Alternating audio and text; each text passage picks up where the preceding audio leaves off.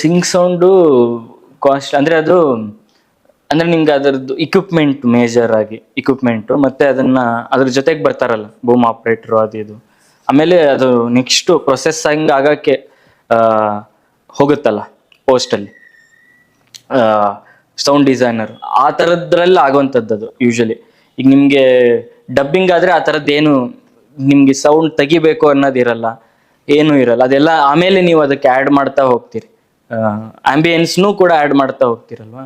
ಇದು ಆ ಲೈವ್ ಆಗಿರೋದ್ರಿಂದ ನಮ್ಗೆ ಒಂದಿಷ್ಟು ಚಾಲೆಂಜ್ಗಳು. ಒಂದು ಎಕನಾಮಿಕಲಿ ಒಂಚೂರು ಜಾಸ್ತಿ ಆಗುತ್ತೆ ಅನ್ನೋದು ಒಂದು.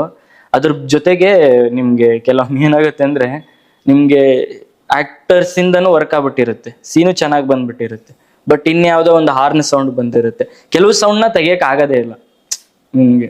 ಮತ್ ನಮ್ಗೆ ಭಯ, ಈಗ ಆಕ್ಟರ್ಸ್ ಅದೇ ಪರ್ಫಾರ್ಮೆನ್ಸ್ ಸಿಗುತ್ತೋ ಇಲ್ವೋ ಅನ್ನೋ ಥರದ್ದು ಆ ಥರದ್ದು ಏನೇನೋ ಭಯಗಳಿರ್ತವೆ.